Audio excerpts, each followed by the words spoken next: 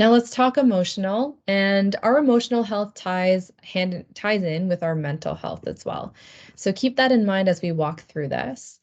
But when we talk about our emotional health, it's not just talking about our emotions in general, it's talking about giving ourselves permission to experience a full range of emotions. So it's allowing ourselves to feel sadness, happiness, joy, frustration, anger, whatever it may be.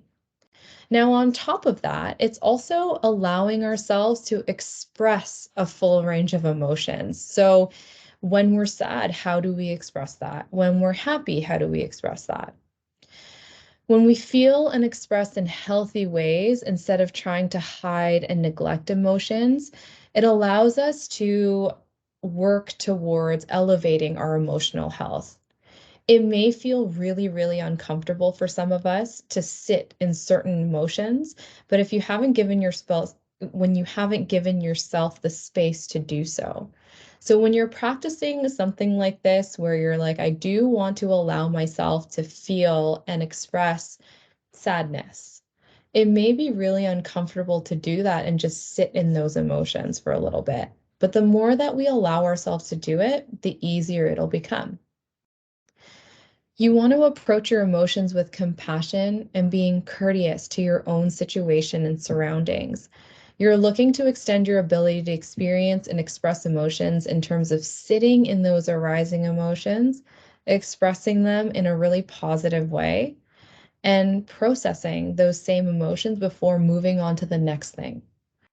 Oftentimes, when we're uncomfortable with certain emotions, we'll push it away, we'll put it in a box, and we'll just try and move on. That seems to be a very normal practice for many of us. Not all of us, but many of us.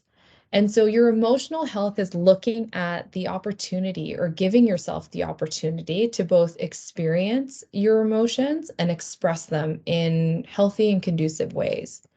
So, for example, let's say you're super uncomfortable sitting in sadness.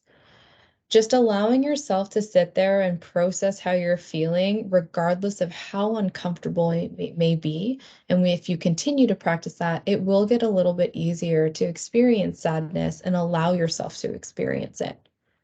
That's what we're talking about when we're talking about experiencing or working on our emotional health. So again, avoiding that the immediate knee-jerk reaction to shut things down, be like, I have to move on to the next thing, and allowing yourself to sit there and figure out healthy ways to express and experience.